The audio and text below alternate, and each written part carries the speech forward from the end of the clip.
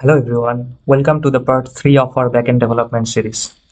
So far we have completed about basics of client and server and how they interact.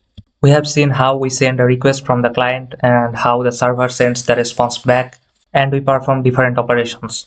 We have learned to create a basic Node.js server using the Express framework and learned about the CRUD operations, like how to create, read, update, or delete from the database. And in the last part of the video, we have seen how we can connect our Express server to a cloud database like MongoDB, and we did some operations on the database. Then we had created API routes and also learned to handle errors in our controllers. We also learned about some common status codes and their uses, like 200 for success, 400 for client-side error, 500 for server error, etc. But in the last two videos, we dumped everything into the index.js file. It worked, but let's be real, it's like living in an apartment where you cook, sleep, eat, and poop in the same room. It is disgusting, right? For that reason, today we are moving into a mansion where there will be separate places for cooking, sleeping, and pooping. We will organize our codes into folders and files, and trust me, your future self will be thanking you. Now, why folder structure is so much important? Firstly, readability. The files and folders will have their clear purposes.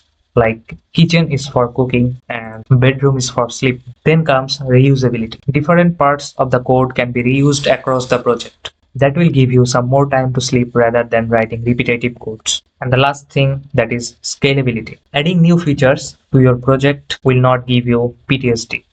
Now let us look at how our folder structure will look like. But one thing, if you have come to this video for watching the authentication part only, then you can skip this part. But if you have time, then you can watch it. So before understanding the folder structure, we have to understand some terms like what is a controller and what are middleware, what are routes. But I guess you already know about models, isn't it? Because in the last part of the video, we learned how to create the models and how to use them.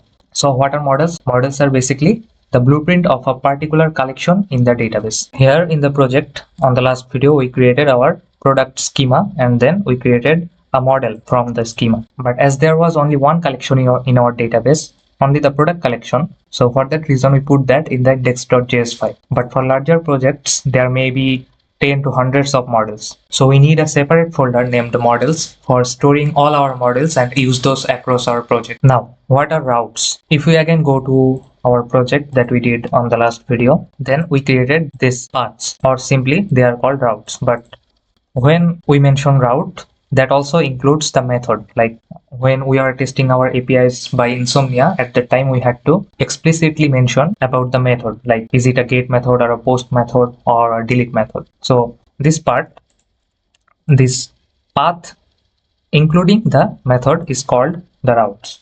And in production grade projects, there are lots of routes. So we like to store them in a separate folder named routes. And how, we will see that short. Then what are controllers? So controllers are nothing but functions. If we go to our previous project, then after the route, we wrote a callback function. Isn't it? Like if we hit this route, then this function will get invoked. And this function is called a controller. And for larger projects, as I have told, that there will be many more routes. And if we try to put the controller within the route, then the file will be so much messy. For that reason, we like to separate the controllers in a different folder. Then comes config. Config contains different configuration files. Like in the last project, we did a configuration we connected with MongoDB database. This code snippet, we will put that inside a function and we will put it in the config folder. And like this, connecting with database, there will be some other different configurations also. We will also put them inside the config file. Then comes middlewares. Now, what are middlewares? We'll discuss that in the later part. But only keep in mind that middlewares is something that runs on the middle of the code. Like if you invoke /API/ let's say products, and let's say it's a get method. Then if we invoke this route or if we hit this route, then a callback function should get invoked, isn't it? But we want that before invoking this function, we want some another function to get invoked. So we define that function in some other places or inside the middlewares folder. Let's say we check if the person is admin or not. So if there is a function admin or not, let's say it's a function. So we'll just simply put that function here in this place, and this function will get invoked before this callback function. So as this function runs in the middle of the code, for that reason, this is called a middleware. In our last project, we also used a middleware. If you remember the express.json, app.use express.json. So we were using this middleware to actually parse different data that were coming from the front end to JSON. This is running in the middle of the code. Like before entering into any API route or any controller, this was running. So this was running in the middle. For that reason, these are called middlewares. And this function admin or not, this is a custom middleware. In our course, we will learn a lot about different middlewares, how to create them and how to use them in our code. This was all about the theory. Now let us directly get into practical examples. We'll try to give a proper structure to the project that we did in the last video. If you haven't watched it yet, then you can go to the playlist and watch that. But if you have come to see the authentication part only, then you can skip this. And before structuring, one thing I want to discuss, that is env. In the demo of the structure, we saw a file in the home directory that was named env. Env basically means environment variables. What are environment variables? As we developers use Git and GitHub for controlling the version of the project, and also for collaboration. That means like multiple devs work on the same project. So we upload our code to GitHub so everybody can access it. Now, if I upload the code on the GitHub and some hackers or bad people get access to this URL, what is this URL? This is our MongoDB connection string. Now, if anybody can access this, he will easily get access to the database and he can exploit the database. For that reason, we keep all the sensitive information in a file named .env. So now let us create a file on the home directory of the project named .env. Now here, as this file is named environment or environment variables, so firstly we'll declare a variable mongo URL, and the string here, we'll copy this string and paste it here. Now, rather than using the connection string directly here, what we can do, that is process dot env dot, we have to provide this variable name, that is mongo URL. And if you know GitHub, then you know before sending the files and folders to our GitHub repository, we create a file named .git ignore. That means the name of files or folders that we will put inside .git ignore file, that will be ignored by our Git. What that means, that is the .env file that will not be pushed to GitHub. So we'll simply put .env here. That means the env file will be ignored by Git. So our sensitive informations like the database connection string, or if there are some other secrets or API keys, we will try to store them in the .env file, and those files will be ignored by Git and will be safe from hackers. And we put also the node modules folder here.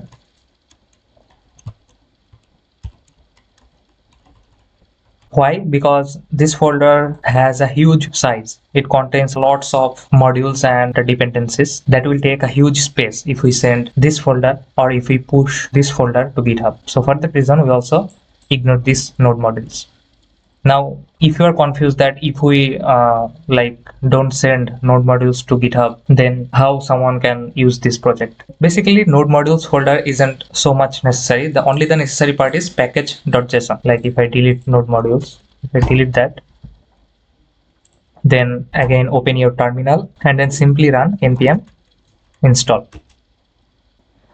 You can see node modules folder has appeared again. How? Because the package.json, this contains all the information about the dependencies that were installed in our project. So we installed Express, we installed Mongoose, and we also installed NodeMon. Only these three dependencies were necessary.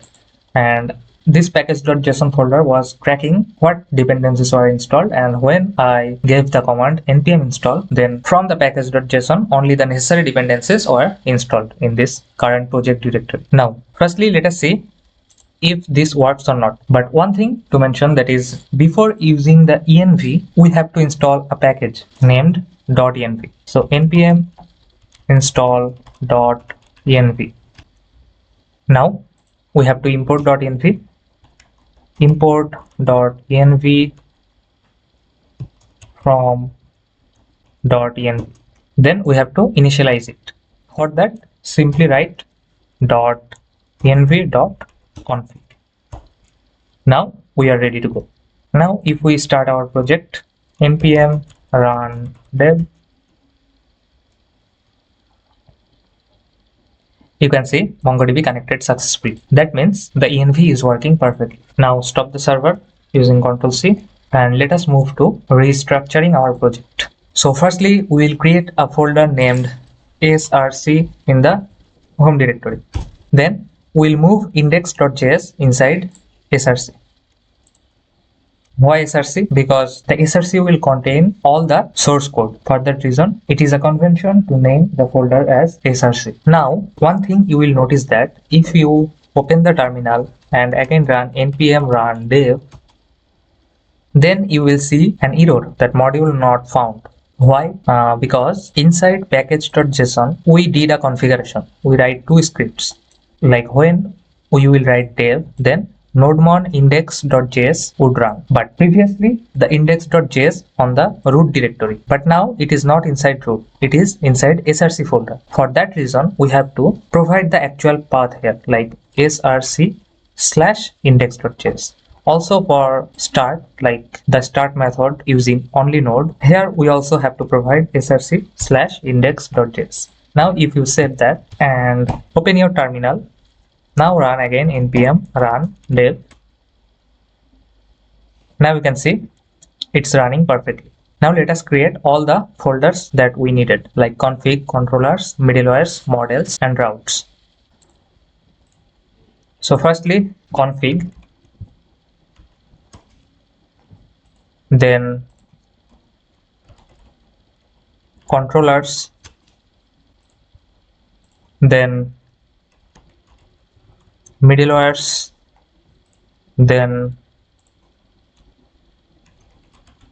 models, and finally routes. Now if you are wondering that why my folder icons are looking like this, I am actually using a package that is material theme icon. You can just simply go to extensions and search that, and this is the extension that I am using. So now as we have created the folder, so firstly let us configure the database not in the index.js, rather we will configure it inside config. Cut this, go to config, create a file named dbconnect.js and create a function named const connect to db equal to give a arrow function and simply paste the connection method that you copied. Now we need Mongoose in this file, so we have to import that. Import Mongoose, and we are done. The last thing that we have to do, that is we have to export this function to use this inside index.js. So export const connect to db. Now inside index.js, simply call the function connect to db and call it, and you can see it is automatically imported. And if it is not automatically imported in your project, then simply put the cursor here, connect to db, press Ctrl space, then you will see a suggestion here. But if you don't see suggestion, you may need to install some extensions like Node.js, or I have forgotten actually the names that I had installed, or you can manually import like this. And while importing, you will see that the path is ./config/dbconnect, but here it was actually dbconnect.js. So for that reason, put .js there, because in some versions of the project, actually if you don't put .js, then it doesn't work. I don't know why actually. So now we are done with the configuration. Now let us go to creating our models. So copy this product schema and product model, actually cut this, then inside model create a file named product model.js. Press enter and paste that. And here we also need Mongoose. So for that reason, firstly, we have to import Mongoose. And we are done. Finally, just export the product model. Now we are only left with the API routes and the controllers. So firstly, let us create the controllers first. Inside controllers, create a file named product controller.js. Then simply we'll copy the controllers from the index.js. So this was a post method, or we are creating the products by this method. So cut this, create a function named const create product equal to, and simply paste that. And here you can see you need the product model here. So for that reason, import the product model, import product from /models/ product model.js, and we must export it. So why we are importing the product model? Because we need this model to actually interact with the product collection. Now the get products. So cut this function. Now create a function named export const get products and paste that here. Then it was getting a single product. Cut this, export const get a product equal to, paste that. Now let us copy the delete controller, cut it, then create a function export const delete product equal to, then paste that. Now the final method, that is the update controller. Cut it, again go to the product controller.js, export const update a product equal to, paste it here, and we are done with the controllers file. Now if you have like some other models in your project or some other collections like users collection, so for that reason there would be a separate file named user controller.js.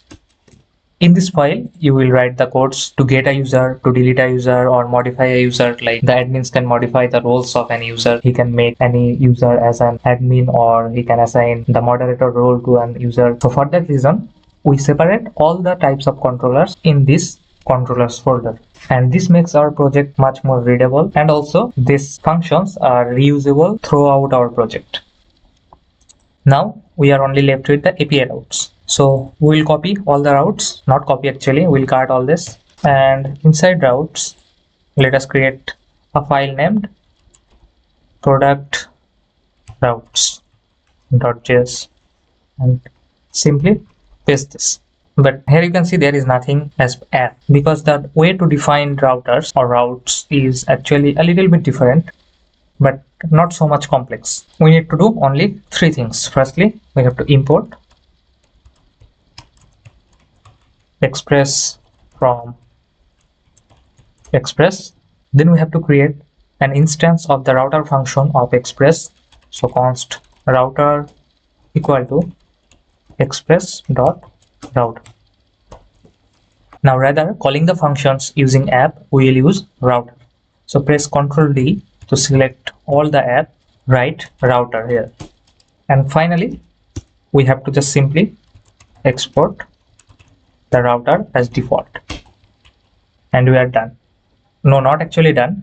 We didn't mention the controllers that will be invoked by this route. So when we are posting something like /API/products, then we have to invoke which controller? Create product controller. So simply write create product. Here you will see suggestion. And if you don't see suggestion, simply you can just import it manually, like import create product from dot slash controllers slash product controller.js. Don't forget to actually mention JS here, because if you don't do it, you will get error. And now for getting products, the get method get products. For getting a single product, get a product. For deleting the product, delete product. And finally, for updating product, update a product. Now, as we are exporting the router, we will import this in index.js. We don't need Mongoose here. So we will import product routes from dot slash routes slash product route.js. And why we are not putting this inside curly brackets? Because this is a default export. So for that reason, we don't need to put this inside curly braces. Now simply app.use will use the product routes here. But one thing, that is inside the routes here, we don't need to actually mention this slash API slash products. We can simply put a slash here. And we'll mention that inside index.js slash API slash products. That means if someone hit to this route slash API slash products, then we will send them to product routes. After someone hitting an URL that contains slash API slash products, we will be redirecting them to product routes. And inside product routes, if this a post method in the home route, then that will create the product. It is a get method in the home route, then it will get the product. If it is a get method with a product ID, then we will get a single product. Like this, all the route will work. Let us open the terminal, start our server, npm run dev. We can see everything is running perfectly. Now open your favorite API tester. In our case, we are using Insomnia. And we had created some API requests here, like deleting, getting, all the requests. Actually, we actually tested all the routes or controllers here. So firstly, get products. If you send, you can see it is working perfect. You can get the products. If you say get a single product, then press send. So no products with this ID actually is available. So get all the products. Then copy an ID from any product, like we are copying the ID from Oppo. So copy this, go to get a product, then paste the ID here and click on send. So you can see Oppo with the product ID that we provided in the URL. So now let us check the update product route. For updating the product, let us update Samsung. So let us copy the ID of Samsung, Control C, then go to update a product, then in the URL http localhost /3000/API/products, then we'll provide the ID.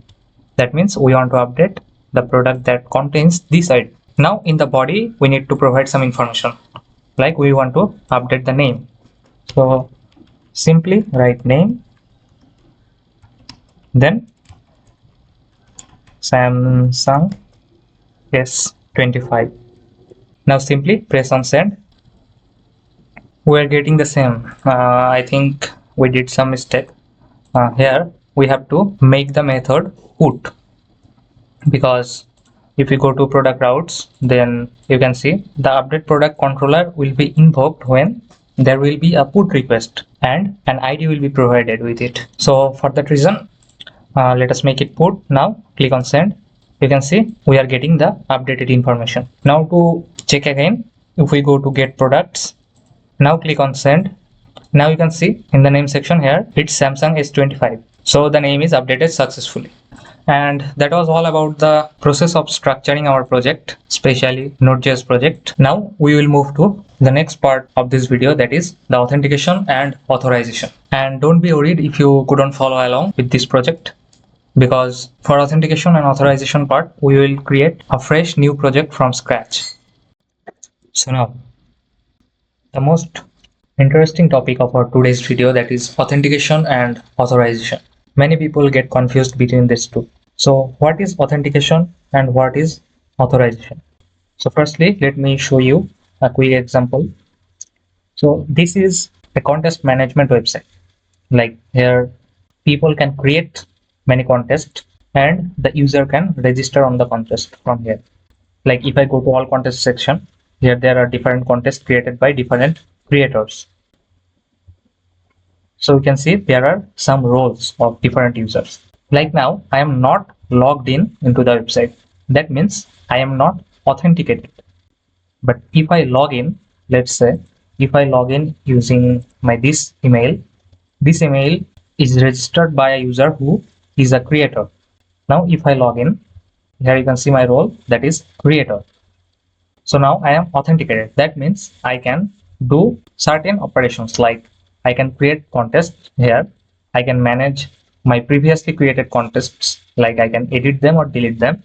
And I can see the registrations. Like if I click here, I can see the number of people registered here.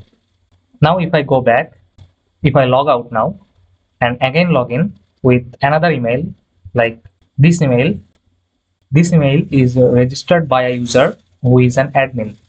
Now if I log in, now you can see there is a different dashboard and the role that is written here is admin. If I click on dashboard, now you can see a totally different dashboard.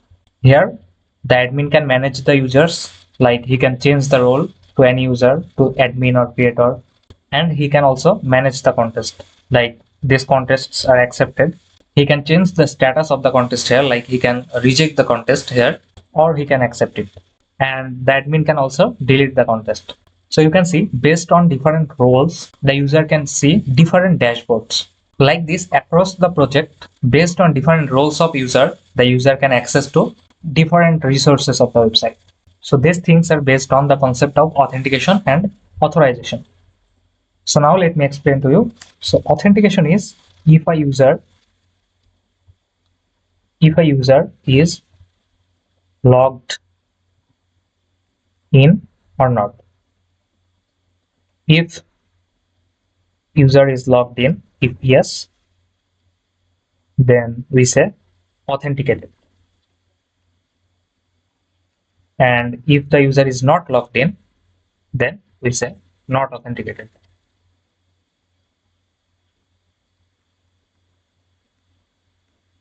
So based on the logging information of the user, we determined if a user is authenticated or not.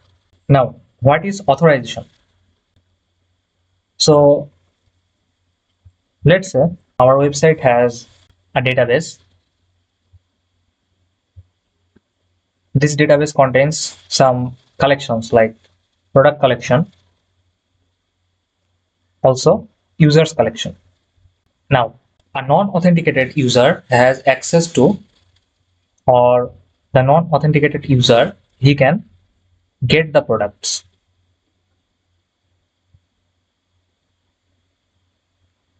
But he cannot create any product, or he cannot update any product, or he cannot delete any product. Like if we go to the website, if we log out, if we consider this contest as products, then you can see that though I am not logged in now, but I can visit them or I can see them. But when I will try to register for the product or I will try to modify, then it will ask me to log in. That's where the concept of authorization comes. That means though I am not authenticated, I am able to access, or I can access some part of the resources or some resources of the database. Then if we are authenticated, then we can get the products, we can create, we can update, we can delete. So where do we check authorization? We saw in the website that only the admin can access the data of the users. That means when any user will try to access, let's say /API/users. Let's say it's a get method or any other method. So when we will try to invoke, or when any user will try to invoke this API route, then firstly in the server we'll check that if the user is authenticated or not. If authenticated, then again there will be two questions. That is, if the user is authorized or unauthorized. Now, if the user is authorized, that means the user is an admin. So he can access the data of the users. And if the user is unauthorized, then we'll simply show him an error, that is unauthorized. You are unauthorized to access the user's data. You can only access the product's data.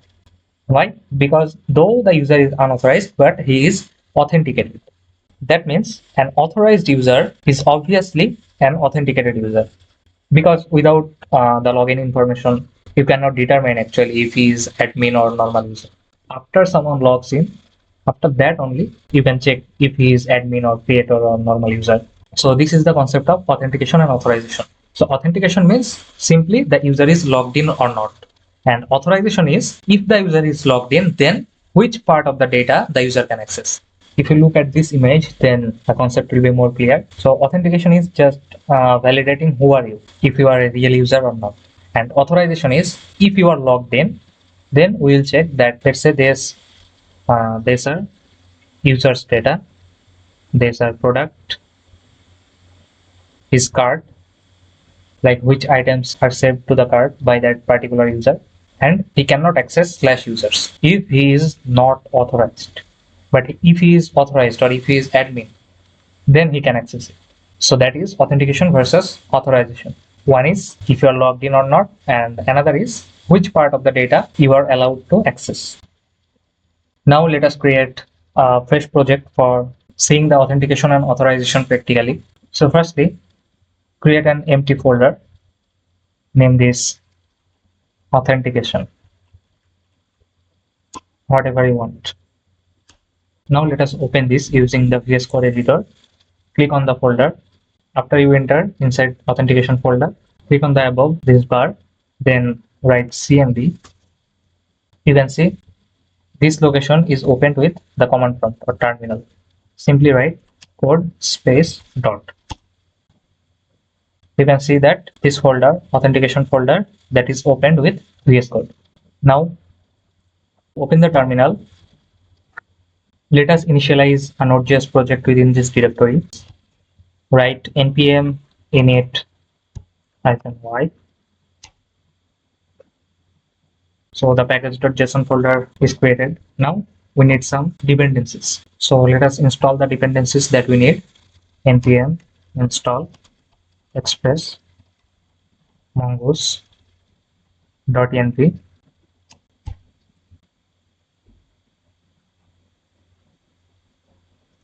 Now we'll install nodemon. npm install nodemon, but we'll install this as our development dependency. So write --save -dev, so it will be installed as a dev dependency. If you click on package.json, you can see .env express and mongoose are inside dependencies folder or dependencies object, and nodemon is inside dev dependencies. Now we'll do some configuration here in the package.json file. Firstly, we'll add here type, that is module, because we will use the ES6 syntax in our project. Then we'll write some scripts here, like for starting the project in the development environment. It will be using nodemon, then index.js, but as we will use src directory, so that will be src/index.js. Now create a src folder, src. Inside src, create the index.js file, index.js. Also create an env file in the root of the directory .env for storing our secrets and API keys. And watch carefully that env is not inside source. Okay, it is in the root of our project. Now let us import Express first.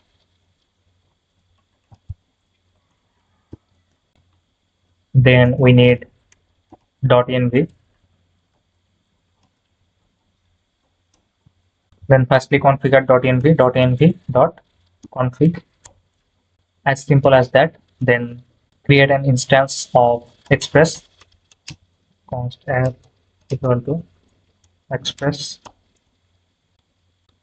Then define the middleware express.json.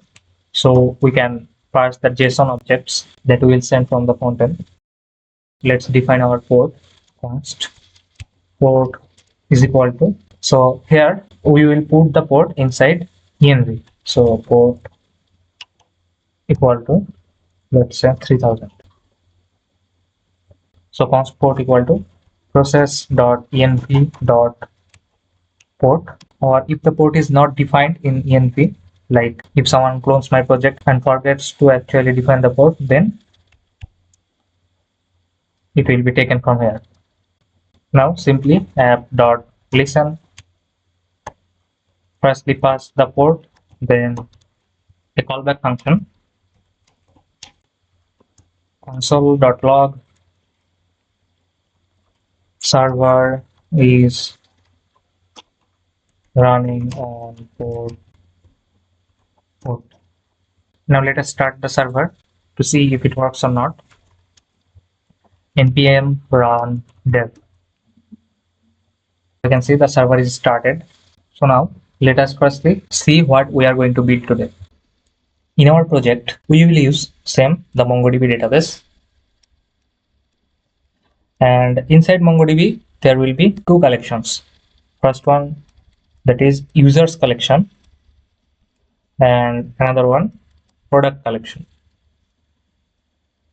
Now, the user collection will have several fields like username, then email, then password, and finally role. The role will be either admin or normal user. So this will be the content of the user object. And for product collection, each product will contain a name, then the price of the product, and finally an object ID. Now what is this object ID? This object ID is an ID that will point to a particular user. That means the product is obviously created by a user. So sometimes we need to keep the track that which user created which product. So for that reason, we are storing the ID of the user who created the product. Now we can say that why we are saving the ID. We could have saved the email, or we could have saved the name. But first of all, we cannot actually save the name because there may be multiple users with the same name.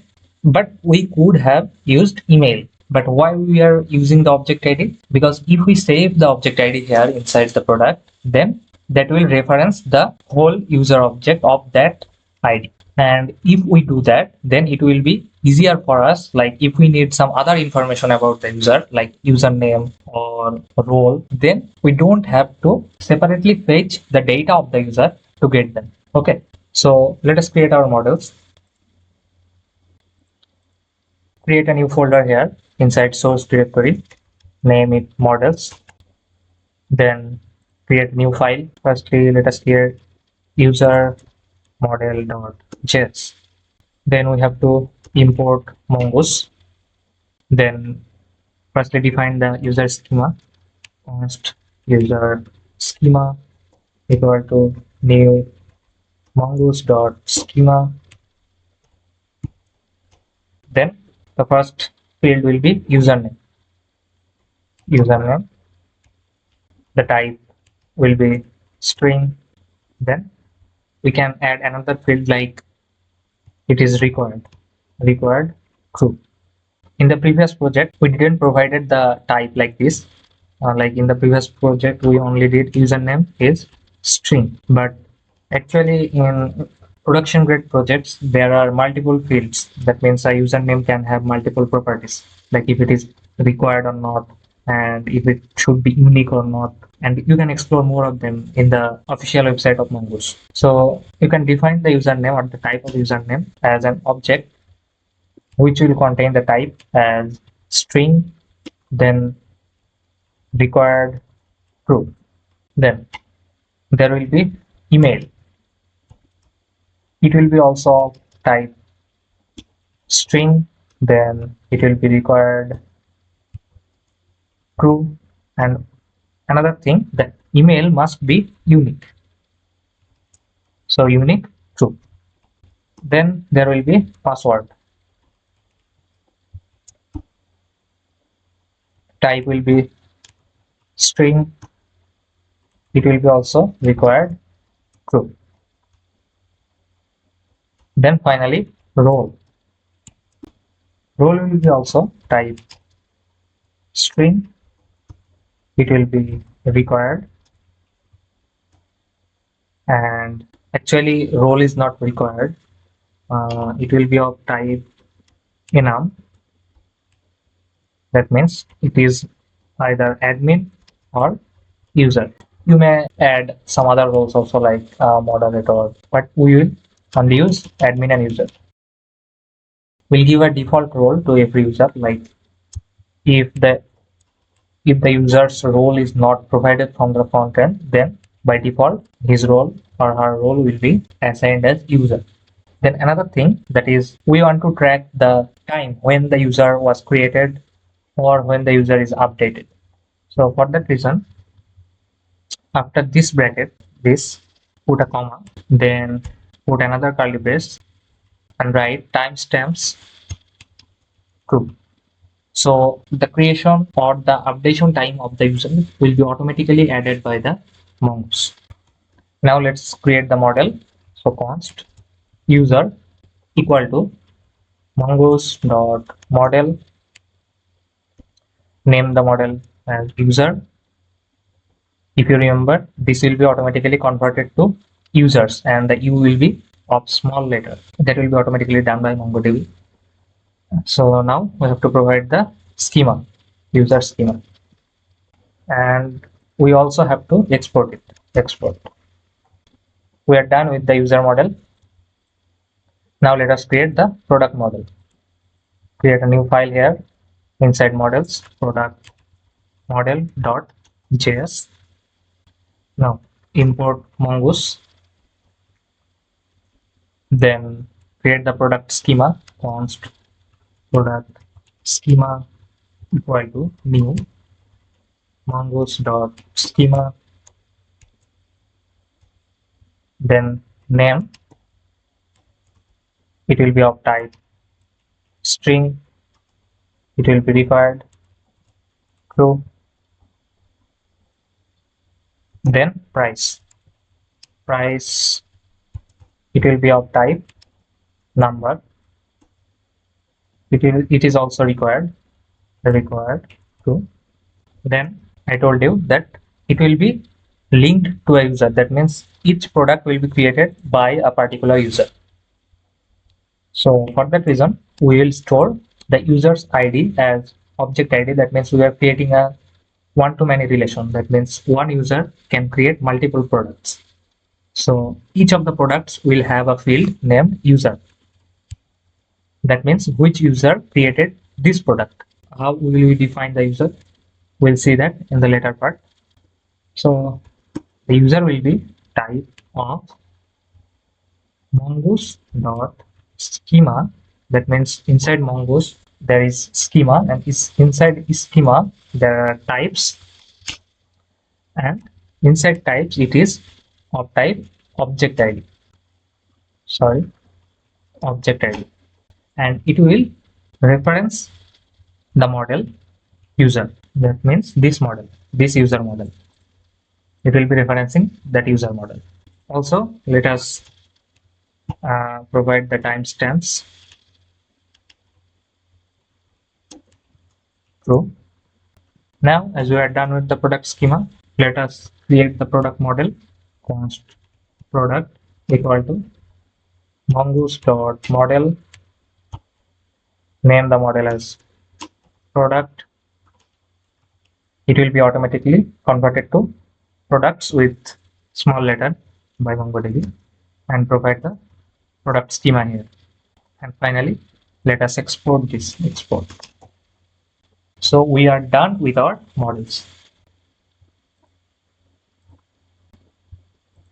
Now let us create a database connection. So Mongo underscore URL equal to, now why we get the URL, we have to go to the MongoDB Atlas.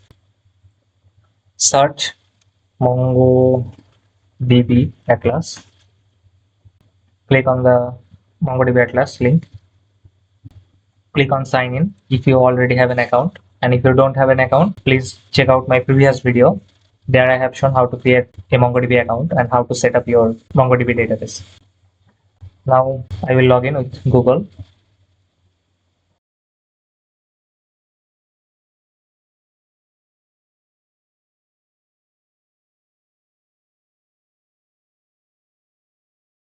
So we are logged in MongoDB Atlas. Now,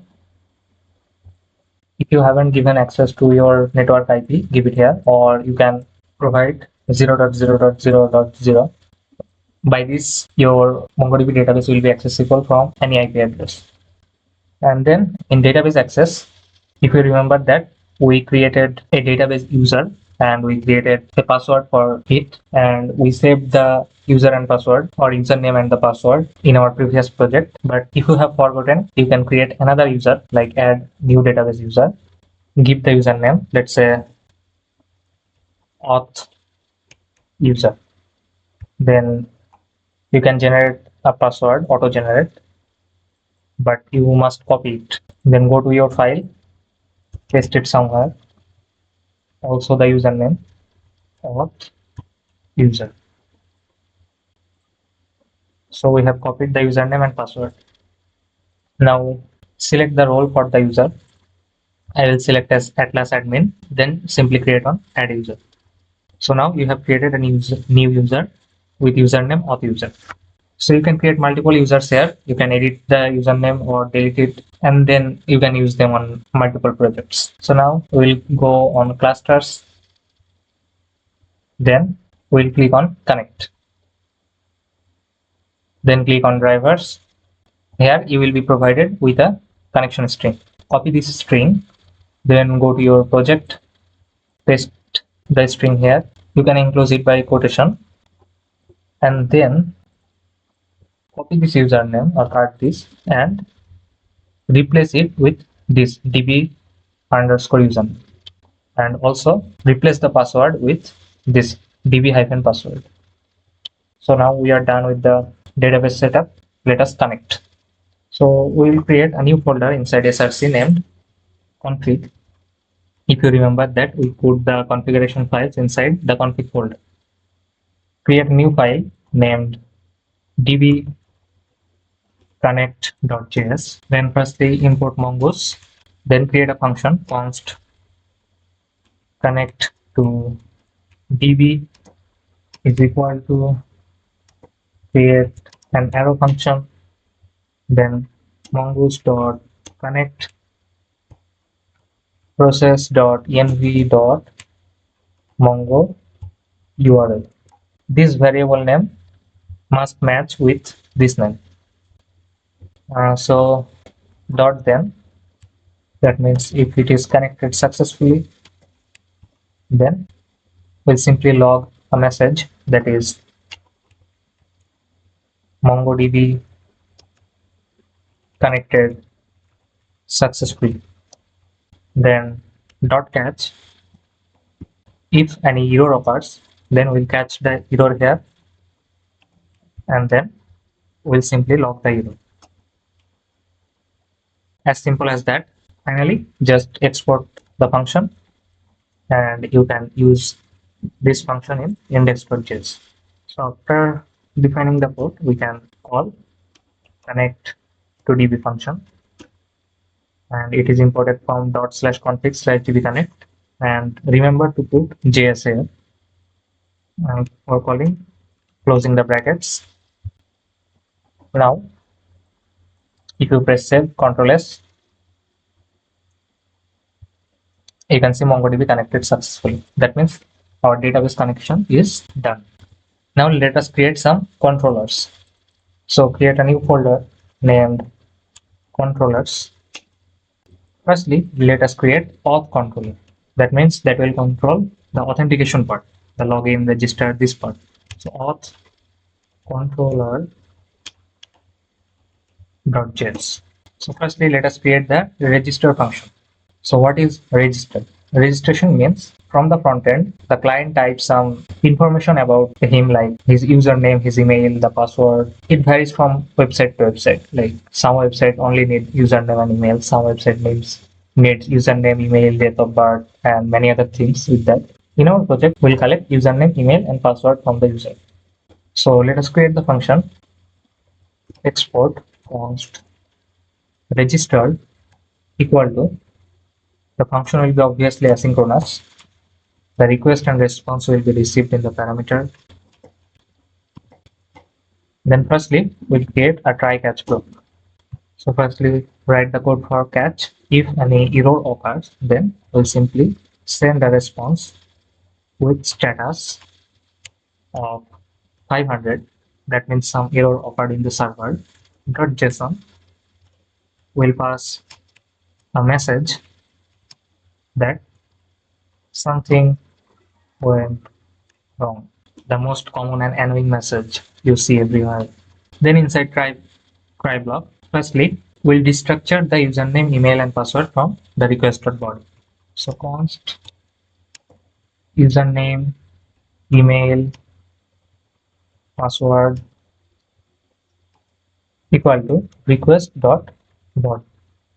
After we have got username, email, and password, we can simply register the user by saving this data in the database. But one thing, that is, we should not actually save the password directly to the database. Why?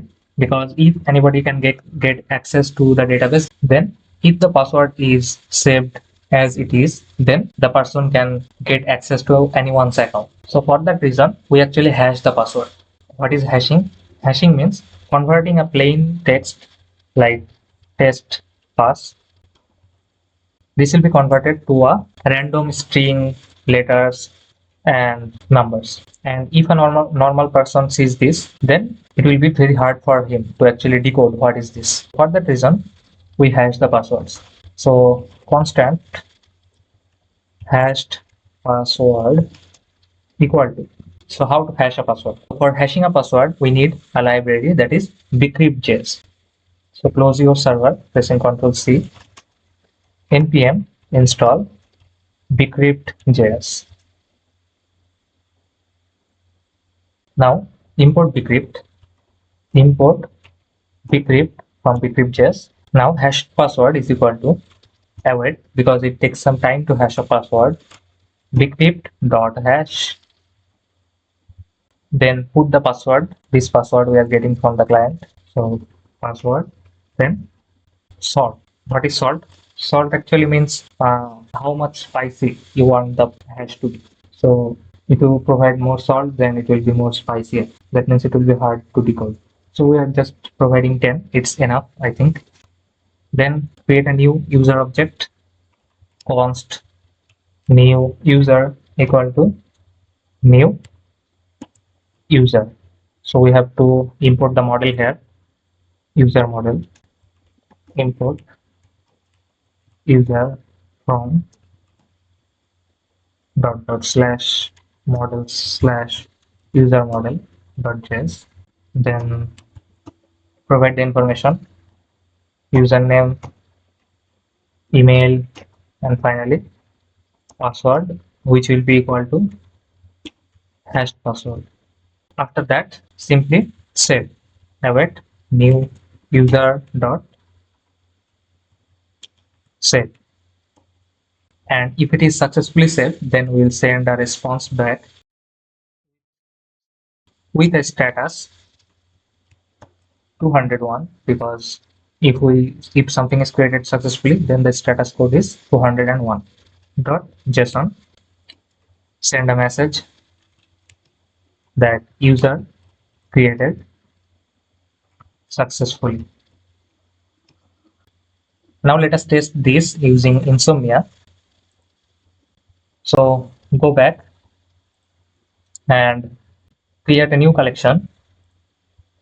Name this as auth collection. Name it whatever you want, actually it doesn't matter. Now we will firstly create a folder. So firstly this folder will be called auth APIs. Create, then inside auth create a new HTTP request. It will be post request because we are creating a product. Then we have to provide the URL here, localhost 3000 slash, oh, we didn't created our API route yet. So create a new routes folder inside src, new folder, routes, then create a new file, auth routes.js, then firstly import express from express, then create a router, const router equal to express dot router, then router dot post slash register. When we will hit on slash register, the register function from dot slash controller slash auth controller will be invoked, and put .js here obviously. Now simply export default router. After you export the router, in index.js we have to use the router. So below connect to DB, here will be our routes. Firstly app.use slash API slash auth. Then we will be redirected to auth routes, and we haven't imported auth routes yet. So import auth routes from dot slash routes slash auth routes.js. So if someone tries to hit on slash API slash auth, then he will be redirected to auth routes. And in auth routes, if the URL contains slash register, then this register function will be invoked. And the register function is defined inside the auth controller. And here the register function is simply registering the user or saving the user information to the database. Now start the server. Again go to Insomnia. Now localhost 3000 slash API slash auth slash register. Now if you click on send, you can see user created successfully. If you go to the MongoDB database, click on browse collections, you can see a new database is created named test, and the new user that we just created, we can see it here. But we don't want the name of the database as test. So how to modify that? So simply go to your code inside .env. Here after .mongodb.net slash, then here provide the name for your DB. I will name it as auth DB. Click on save, then press Ctrl C, restart the server as I have edited the .env. npm run dev. Now go to MongoDB. You can delete this database. I have to give the database name here. Now click on drop. So that is deleted. And you can see a database named authDB with a collection users is automatically created after I have just started the server, because we have provided the name here. So now let us go to Insomnia, and again let us recreate this user in the new database. Press on send and the user is created successfully. Let's go to the database and click on users and refresh it. You can see the user's information. And if you look at the password, you can see that the password is not plain. I mean, the password that you provided, only 1, 2, 3, 4. So the password here, that is hashed. Now, if some hacker get access to this database, will not be able to decode this password. So before moving into login section, we have to understand the concept of JWT, or known as JSON Web Token. So from the name, you can assume that it is a token. What is the purpose of this token? Firstly, let us see what actually we do with this token. Let's say there is a user 1. He wants to log into the server. For that reason, he sends a request. With the request, he sends his email and also password. Then the server checks in the database that if the email sent by the user, if it exists in the database or not. If it exists, then the server checks for password. Like if the password matches with the password in the database corresponding to this email. And if everything is matched, then the server generates a token.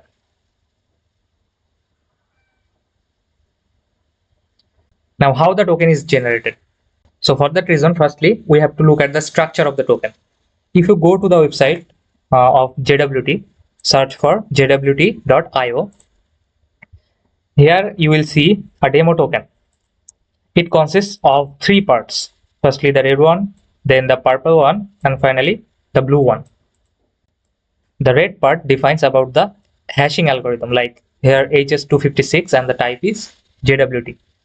Then the next part, or purple part, here actually we hash some data, like here the subject, username, and issue date. So we hash some data and we will merge it with the JWT token. And the final part, the blue one, it is actually a verify signature. It tells us about if like the token is modified or not, like if the token is tampered by some user or some hacker, then we can identify that using this signature. So for that reason, we must have to put a key or secret key. Secret key. We all know that if we want to lock something, then we need any key. And if we want to unlock something, also then we need that key. So for that reason, in our code, we will define a secret key. JWT secret key. So there is multiple method of generating the secret key, or you can provide any random string, numbers, and letters. But this must be very much strong. If anybody can get access to your secret key, then he can hack or access your server. So for that reason, make the secret key as much strong as you can. So now, using this secret key, we generate the JWT token. So the first part, as we saw in the website, that the first part consists of the type of algorithm. So HS256. So you don't need to actually explicitly define the type always, because this type, it will be set by default if you don't explicitly define that in your code. But the next part, that is some data or payload. So we generally store the user's email or sometimes ID and also the role. In our project, we will only store the ID and role of the user. So we'll store the ID and role. So this data will be hashed and converted into a random string like this, and then it will be merged with the JWT token. Then the final part of the token, that is the verify signature. This part will have the signature of this key. So for that reason, if anybody can get access of this token, he will not be able to decode it until and unless he gets this key. So for that reason, we have to keep this key very much safe. And as this secret key is saved in our code or our project, for that reason, only we or only the server where the code will be there, this will be able to decode this key. Now after the JWT token is generated, so this is the token, let's say. Now it has been generated. Then finally, we will send this key to the user back. Which user? The user that requested to log in. So let me explain you again the workflow. Firstly, the user one, he requested to log into the server. For that reason, he sent his email and password. Then firstly, the server checked in the database that if the email exists in the database or not. If exists, then he checked the password corresponding to that email with this password. If the both passwords are matched, then the server started working on generating a token. So for that reason, as we know that to lock something and to unlock something, we need a key. So for that reason, we kept a secret key in our code, in our project here. Then using this key, we generated a token. So the token, first part of the token was consisted of the type of hashing algorithm. Then the second part, we merged some data like ID and role. It was hashed and merged with the JWT token. And the final part, that is the verify signature, that was also built using this secret key. So this will contain the validity of this token, like if this token is tempered by someone or not. Then finally, we send the JWT back to the user one. Now this token will be saved to let's say local storage, or sometimes it is sent to the cookies. Then it is actually saved in the front end side. Now when the user further requests for any data, if I erase all this,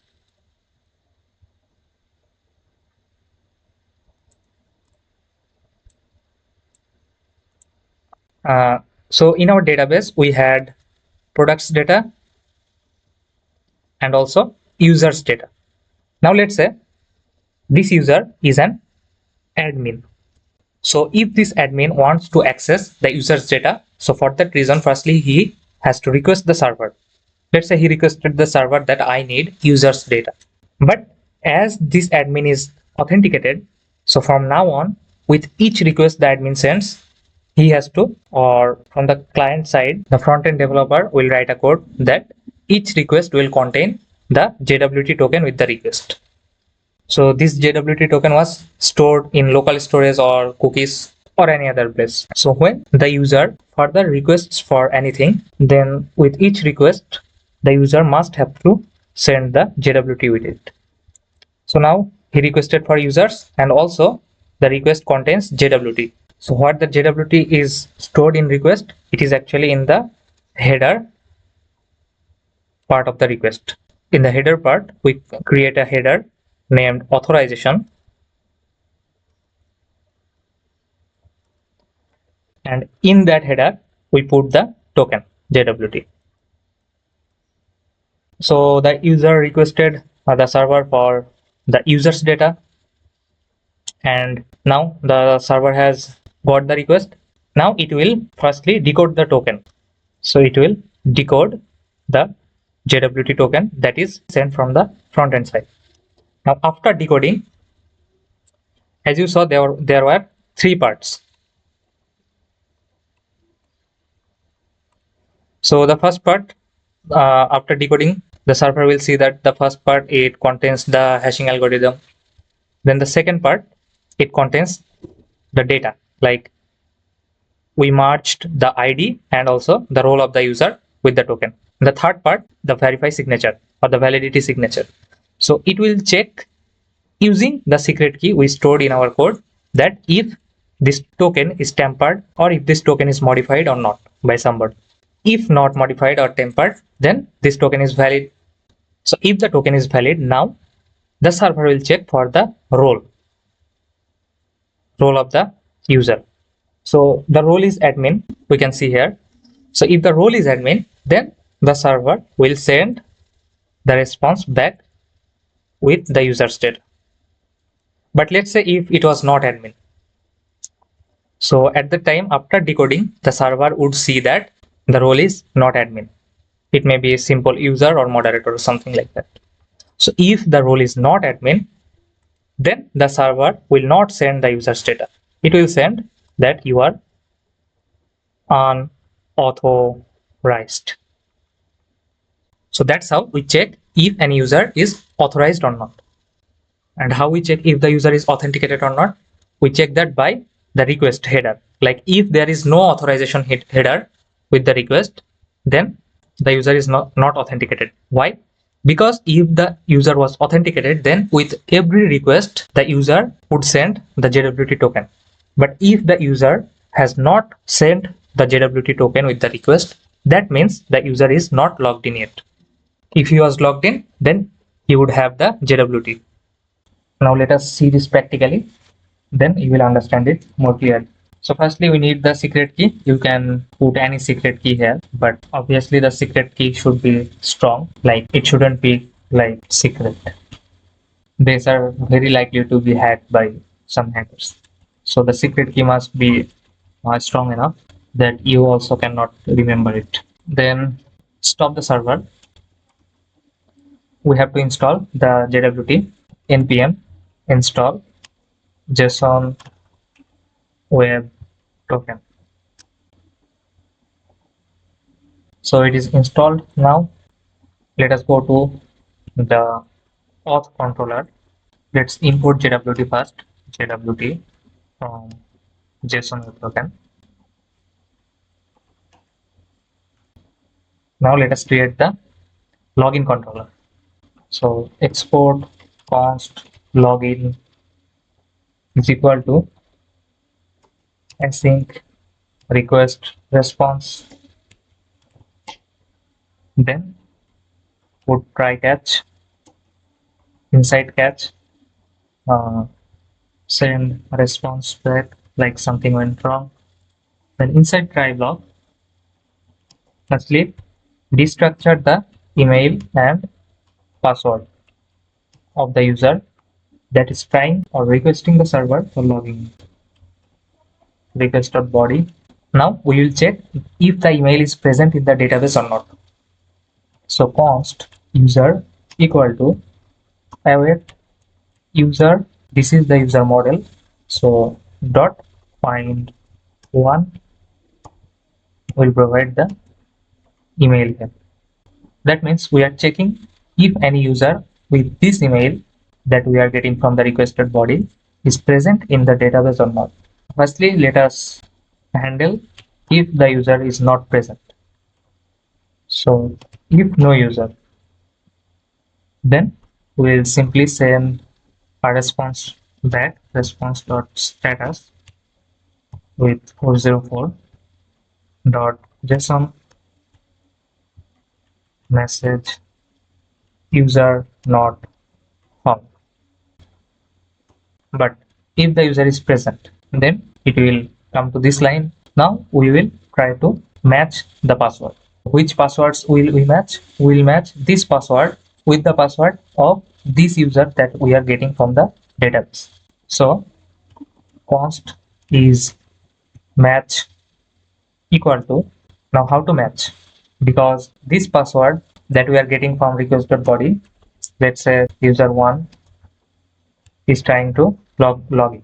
So he has sent his email user1@gmail.com and his password 1234. But this user that we are getting or that we are finding from the database,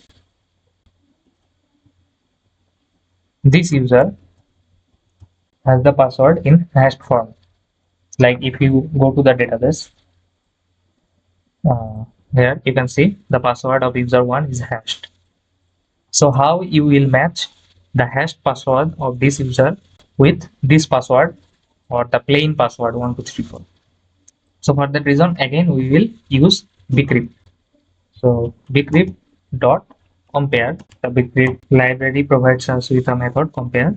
So firstly we will provide the password that we are getting from request.body with user.password. That means with the password of the database user. Firstly, let us handle the case where password is not matched. So if not is matched, if the passwords doesn't match, then return res.status .json will give a message that invalid credentials. And if is match, then we will go to the next line. Now we will create the token. So how the token is created? It's very much simple. Simply const token equal to JWT dot sign. So we don't need to actually explicitly provide the hashing algorithm name here, because by default it will take the hashing algorithm as HS256. That is a good hashing algorithm. We will only provide the data and the secret here. So firstly, let's provide the data. I will provide the ID user dot underscore ID. Why underscore ID? Because if you go to MongoDB database, you can see the ID is saved as underscore ID here. So firstly the ID, then I will also provide role here, user dot role. Then I will provide the secret, process dot env dot what was the name, JWT secret. Another thing that you can provide here, that is the expiry time. So simply write expires in, I will say 1 hour. Now after the token is created, just send it back to the client, response dot status 200 dot json token. Now let us try to log in, create a new HTTP request within this auth API. Copy the URL.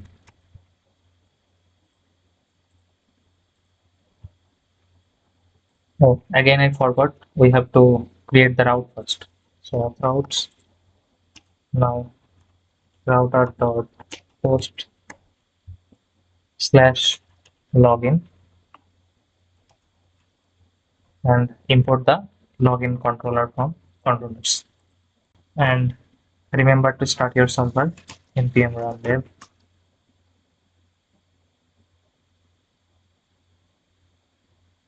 Now go to Insomnia, set the method as post. Inside body, we have to provide the email and password. So email was user1@gmail.com,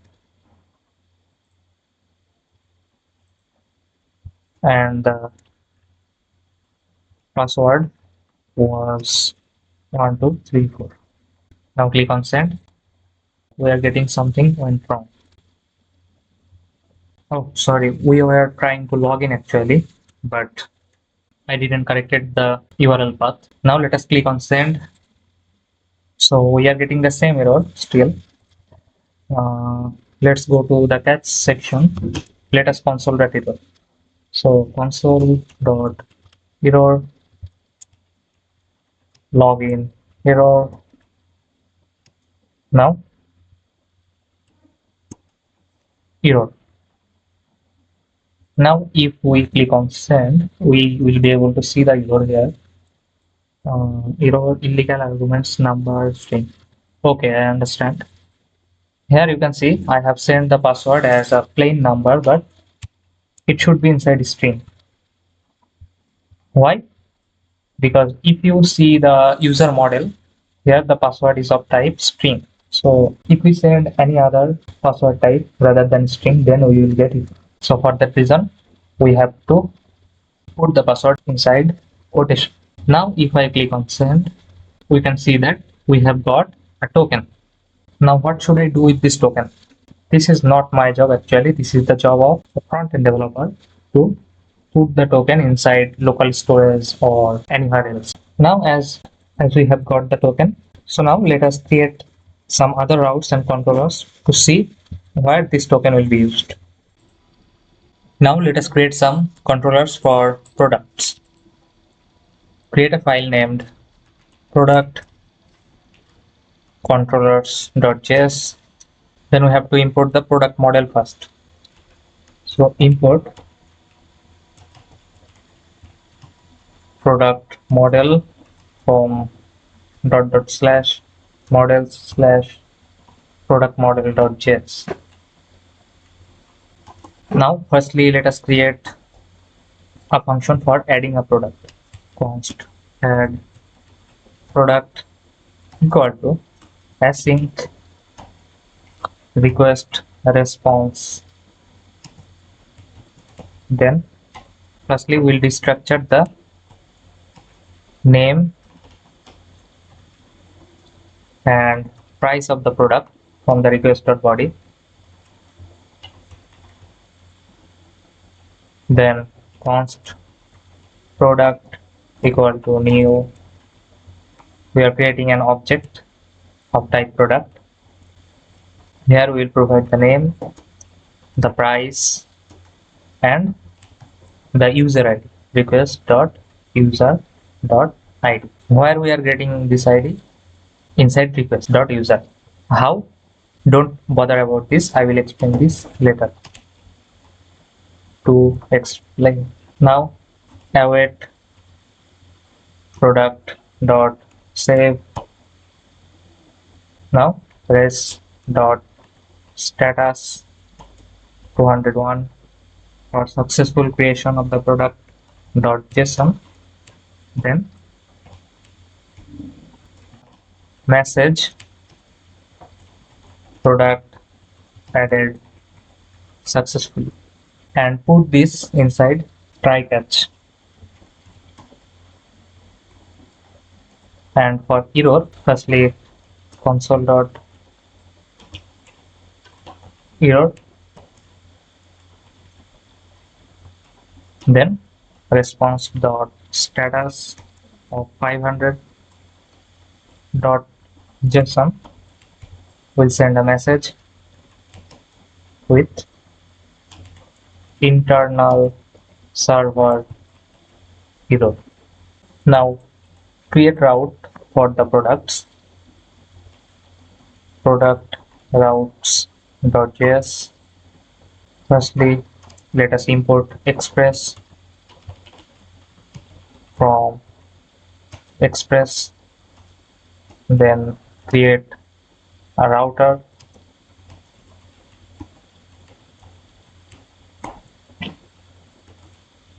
Then router dot post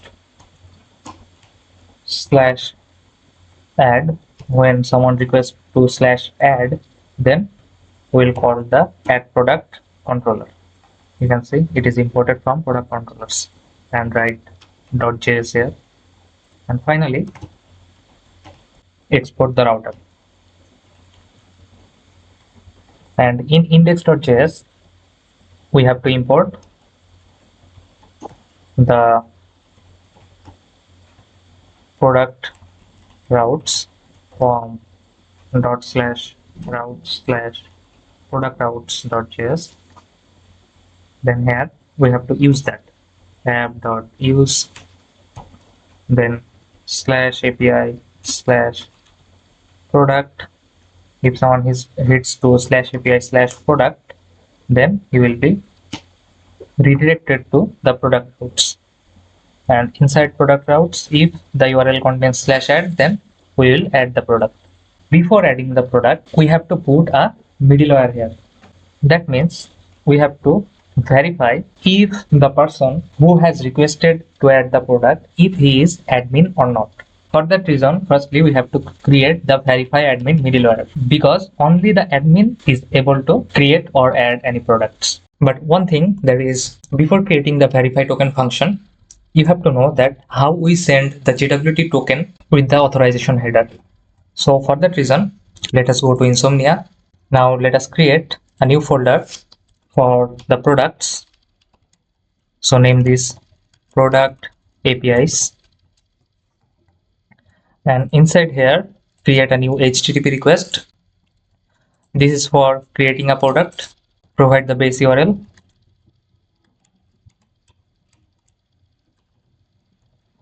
/API / product or products. I forgot actually. Product. Then /add. So /API / product /add. Then inside headers, firstly, let me go to the auth request. Let me rename this. This was login. This was for register, and this is for create product. Now let us go to login, then copy the token, and inside create product, inside headers, we will create a header named authorization. Then here the value of the token. So paste the token value here and without quotation.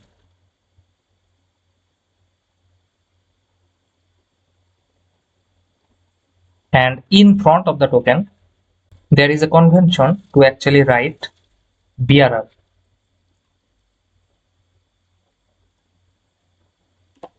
Because this token is named as bearer token. So for that reason, this practice is being followed for a long time. So if you want, you can skip it, but it has become a convention actually to put bearer in front of the token, then a space. Bearer, then space, then the token. And the header name is authorization. So now, before clicking on send, let us create the verify token function firstly. So we will create a folder inside src, new folder named middlewares. Then inside middlewares, create a file named auth middleware. That means it will contain the functions for authentication middleware. So firstly, we have to import JWT. So import JWT from JSON Web Token. Then create a function by exporting it, export const verify token, request response next. And what is next here? I will explain this to you after some time. So firstly, let us create a variable let token, then create another variable let auth header equal to. So firstly, we'll check if there is any authorization header or not. So inside request dot headers dot authorization, or as I have told you before that someone also write it in small letters. So for that reason, request dot headers dot authorization with small letters, authorization.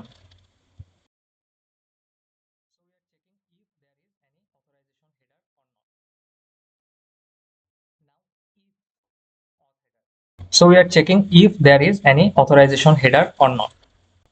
Now if auth header, that means if there is authorization header, if this is true, and then auth header dot starts with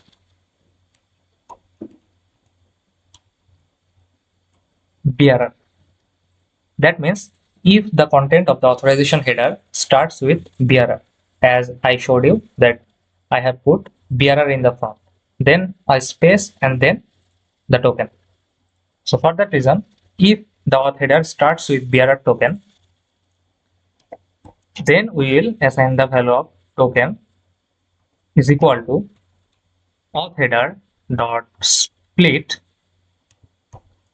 We split by a space and then we will take the first value. What is happening here? Let me explain it to you. Firstly, copy the full authorization header, copy it. And if you know how JavaScript functions actually work, like if there is a sentence like const sentence equal to the quick brown fox. Now, if I say const words equal to sentence dot split, then space,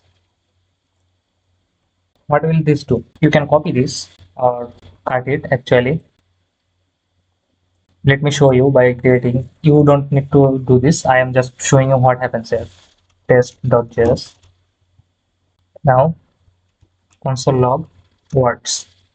Now if I run this file, node test.js, you can see an array is created with all the words separated by a space. So like this, let me delete this. We don't need this anymore. Like this, the bearer token, if I paste it here, like copy the bearer token, then here there are two words, firstly bearer, then space, then this. So if I split this by space, then the array will contain bearer in the 0th position and this token in the 1st position, and we want this token. So for that reason, I am accessing the first element of the array. So now we have the token inside this token variable. So if there is no token, then what will happen? So if there is no token, that means the person is not authenticated. So we'll return response.status with 401.json. We'll send a message that is access denied, no token provided. And if there is token, then we will try to decode the token, decrypt the token. So write a try catch method. Inside catch, we'll simply send a status, a response with status 403.json and message invalid token. And inside try, we'll write a variable named decoded. Inside this, the decoded token will be there. So JWT dot verify, we have to provide the token, then the secret key. That means the JWT token, it's actually like a lock. We put the lock using the key, and again we unlock it also using the key. So for that reason, we have to again give the key here, process.env.jwt. Sorry, what was the name? I have forgotten. JWT secret. And if you remember that inside the decoded, we will get the ID and the role. Why? Because inside of controller, when we are logging in, then inside the token, we provided the ID and role. So we encrypted the ID and role and we merged it with the token. For that reason, after decoding the token, we will get back the information of the user. So inside the request is an object. So inside that object, we will assign the value of this decoded. That means we will assign the user. So request.user equal to decode. Why we are assigning this inside request? You will see this in a while. And I was talking about next. We have to write next here. Next. Why next here? Because we will use this verify token function inside product routes. Like here, before add product, we will verify that if the user is authenticated or not. So verify token, we are importing this from auth middleware. Now in verify token, if we didn't provide next here, then after the verification, it will not go to the next function. But we want that after verification, it will move to the next function. For that reason, we will provide here next. That means after the verification is completed and after the user is assigned inside the request, we will proceed to the next function. Now let us try to add any product like inside body. Firstly, we have to define the JSON, then name of the product. Let's say Apple, iPhone, then price, let's say 900. If you click on send, oh, we haven't started the server. Open the terminal, npm run dev.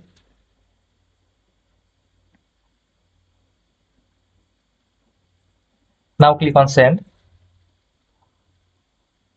You can see invalid token. Why?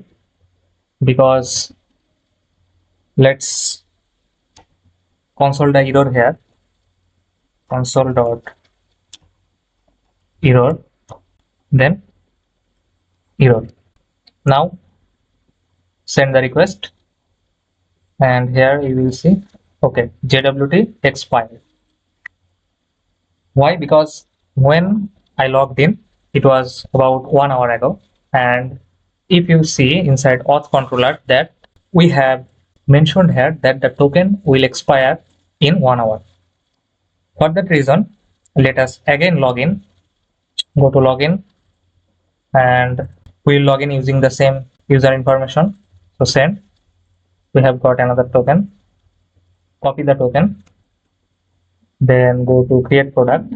Inside headers, after bearer, cut this, paste the new token. Now if you click on send, you can see product added successfully.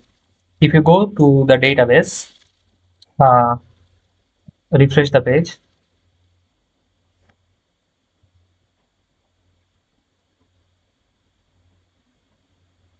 you can see a new collection named product, and inside products you can see the product that I just created.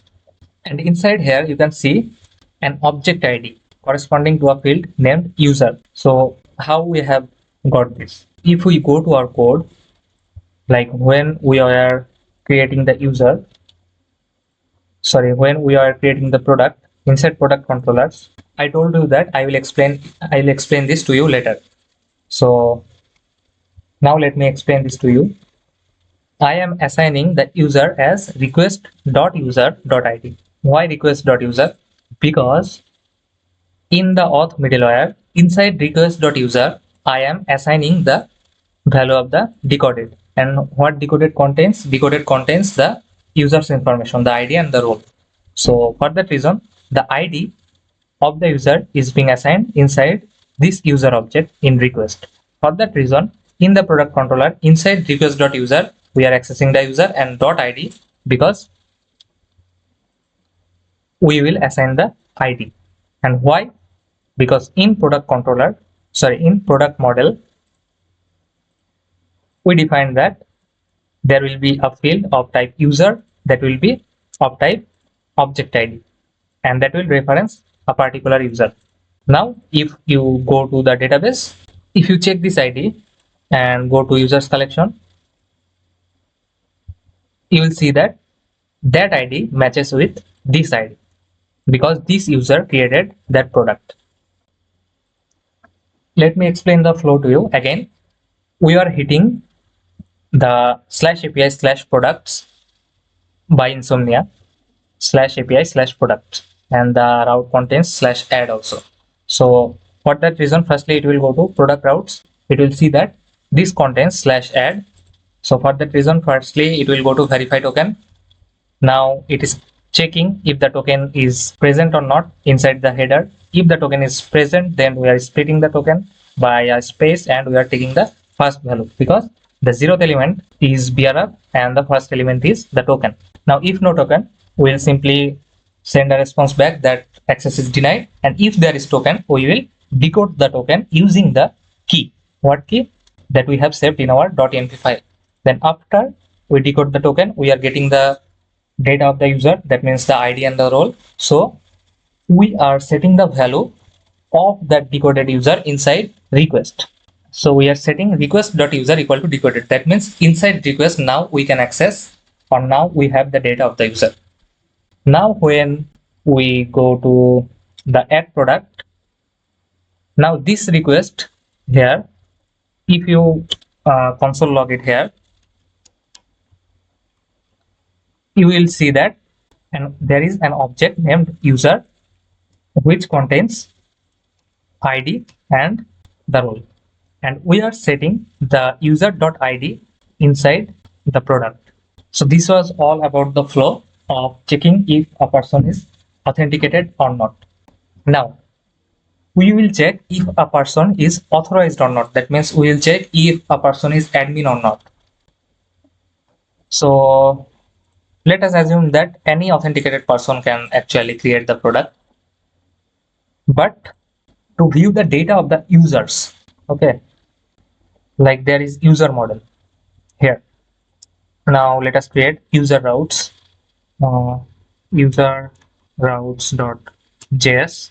So import express from express, then const router equal to express dot router. So firstly, router dot get. So we will get all the users. So there will be a function get users. We'll create it and export the router as default. Let us close this.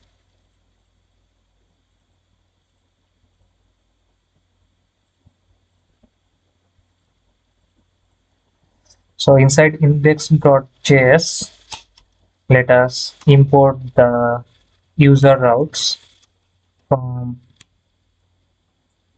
dot slash routes slash user routes.js, and we will use that app.use slash API slash users, then user routes will be invoked. Now inside in user routes, firstly let us create the get user function first. Inside controller, create a new controller name user controller.js. Firstly we have to import the user model from dot slash models slash user model.js. Then create a function export const get users equal to async request response. Then try catch. Inside catch, simply send a response with status of 500.json, message internal server error, the most common error in the data industry. Then we'll find all the users, const users equal to await user dot find. But here one thing, that is we will not send the password to the front end side or the client. Though he is the admin, but he should not see any user's password. It is not legal actually to see the user's password actually. So for that reason, we will remove the password from this user's array. So dot select hyphen password. That means we are actually subtracting the password from the user's array. Will not send the password. Now response dot status 200.json users. Now go to user routes. Let us import this get users from user controller.js. So before getting the users, obviously the person should be authenticated. Not only authenticated, he should also be admin. So we will also create another function, that is if admin. Now let us create this inside middlewares. So new file admin middleware.js. So it's a simple function, export const if admin request response next. Every middleware actually contains next because middleware runs on the middle, and after it runs you must proceed to the next function.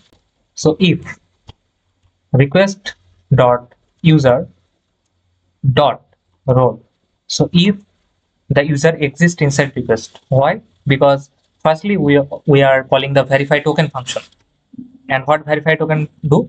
It puts the value of the user or the decoded user inside request dot user. That means the request contains the user object. For that reason, after verify token, when we go to if admin, then the request object will have user object. So we are checking that if request dot user exists, then dot role not equal admin.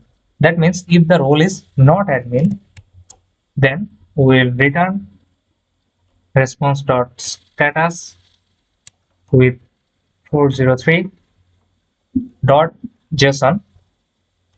Will simply send a message that is access denied, admin only. But if he is admin, then simply we'll call the next function. And what is this next function? This is get users. So firstly import if admin function. So we have imported if admin. So what is happening here? We want to get the user's data, and the user's data is only accessible by admin. That means without admin, no one should have the access of the user's data. Only admin can see users, or he can actually update the role of any user or do some other operations, like he can block any user or he can delete any user. So what is happening here? When any person hit the route /API/users, then he is redirected to user routes. Then inside user routes, if it is home route and if the method is get, then firstly we verify the token. So what is happening inside verify token? We check if the token exists or not. If the token exists, then we decode the token. Then after the decode is done, then we assign the decoded value, that means the user's ID and the role, inside request.user object. Now the request contains the user object. So after verify token, we go to if admin. So as now we have the user object inside request, so we check that if request.user.role is not equal to admin. That means if the role that is inside the user object, if that is not admin, then we simply send a message that access denied. This route is for admin only. But if the user is admin, then we don't go inside this if check. We simply go to next, and the next function is called, then simply call get users. And inside get users, we are finding all the users. Then we are removing the password from each object or each user object, and then we are simply sending users data back to the client. Now if I click on, firstly let us create a new folder. Let me copy this first. Let us create a new folder. Let's name it user APIs. Create a new HTTP request. Name this get users. Copy the URL here. It is /API/users/ that means in the home route. Let me check /API/users. Yes. And I have to add the authorization header, authorization. Then inside value, there will be the bearer token. Copy the token from here.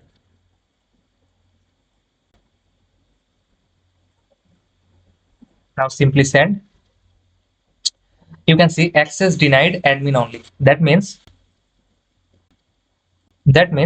we have passed the auth middleware. That means we are authenticated, but we are not admin. We are stuck here. Access denied admin only. Why? Because the user that is trying to actually get the user's information. He is actually, his role is user. Now if I change this to admin, let us change this to admin and update it. Now go to login and again try to login. We have got a new token. So copy this new token, go to get users and inside headers, remove the previous token and paste the new token. Now click on send. You can see that now we are getting the users data. As there is only one user in the database, so we are getting only one user. But if there were multiple users saved in the database, then we would get multiple users from the database. Now let us create some other users also. So go to register body. Let us create user2, user2.gmail.com. Click on send.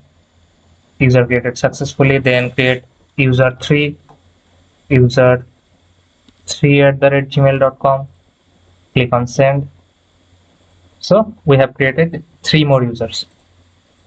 If you go to the database and click on refresh, you can see the 3 users.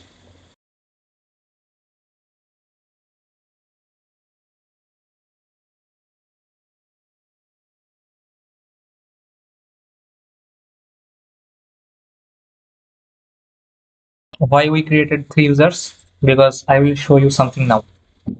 So firstly, let us go to user controller. Now we will create a controller for updating the user role. So export const update user role async request response. Firstly, we'll need the user ID. So user ID will destructure it from request.params. Then we'll get the role from the request.body. Then create a try catch block inside catch. Copy this, paste it here. Inside try, firstly, let us find the user that we are trying to update. So await user dot find by ID, then user ID. Now, if we don't get any user, if no user is present, then we'll simply return a response with status of 404.json message user not found. Then, but if user is found, we will set the role of the user dot role equal to role. This role is this role. Now, simply await user dot save. So after successfully saving the user or updating the role of the user, simply res dot status with 200.json. Firstly, the message updated, sorry, role updated successfully, and then we'll send the user also. Now let's go to user routes. So this will be a put method, router dot put slash user ID slash role. Before updating the role, we will check the person who is trying to update the role, is he authenticated or not. Then we'll check if he is authenticated, if he is admin or not. So if we'll check if admin, then if admin, then we will update the user and remember to import it. And the path is like this, slash user ID slash role. So click on Insomnia, create a new HTTP request here, copy this, rename this as update user role. So the route is /API/users/ we have to provide a user ID. So let us go to the database. Let's say we'll update the role of user3. We'll make him admin. So let us copy his ID, then paste the ID here, /ID, then /role. Now inside body we are sending role, and inside params we are sending user ID. So inside params we are sending user ID, and inside body we'll send role. So role, let's say we'll make him admin. Now if I click on send, okay, I haven't changed the method is put. So now click on send. You can see access denied, no token provided, because we haven't provided any token in the authorization header. So firstly, let us create the authorization header, authorization, then we'll provide the bearer token, and let's copy the token from the user that just logged in, then paste the token here and send it. Now we are getting another error, request is not defined. Okay, we had done some typo here. So request, sorry, my bad. Now again, let's click on send.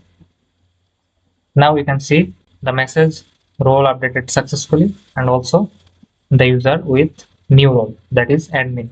And we are sending the password, but we should not send the password here also, as we did before. Like in the get users function, we remove the password. Here also we should remove the password. So before sending the users, you can simply say user.password equal to undefined. So by this, we are refraining the admin from getting the password of the user. Now, let us again make the role user again. User. Now click on send. You can see now we are getting the role as user, but this time there is no password. So that's how the authentication and authorization works. And that's how the roles of the users are managed in the production level or production grade projects. So that was all about today. I will put the GitHub link of this project in the description box of the video. You can check that. And if you have any questions or queries, you can ask me in the comment section. So in the next video, we will make a full-fledged backend for an e-commerce site. We will explore some more topics and learn how to write clean codes. We will also build the front end of the project, but that will not be the part of this backend series. If you want, you can make that, but if you don't want, you can skip that. All right, with that said, I will let you go. Have a great day.